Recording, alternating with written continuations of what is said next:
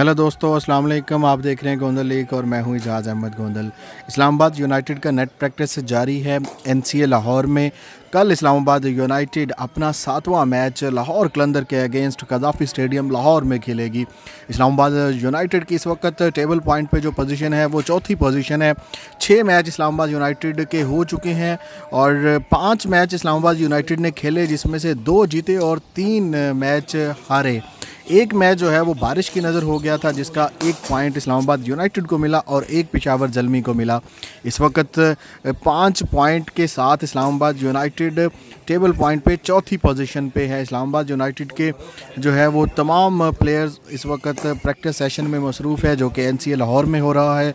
Look raunchy यहाँ पे मौजूद हैं, मॉनरो यहाँ पे मौजूद हैं, कॉलिंग इनग्राम मौजूद है यहाँ पे, और इनके कप्तान जो बहुत ही एग्रेसिव कप्तान साबित हो रहे हैं पीएसएल के इस सीज़न में, शादाब खान यहाँ पे मौजूद हैं। मोहम्मद मूसा बॉलिंग प्रैक्टिस कर रहे हैं और उनके साथ साथ अब्दुल्ला यहाँ पे मौजूद हैं, जो कि एक नए उभरते हुए स्टार हैं पाकिस्तान के।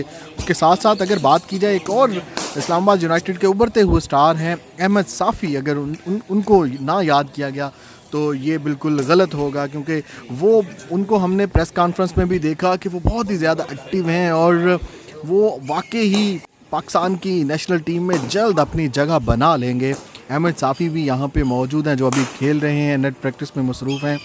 और इस्लामाबाद यूनाइटेड को लास्ट मैच में भी शिकस्त का सामना करना पड़ा।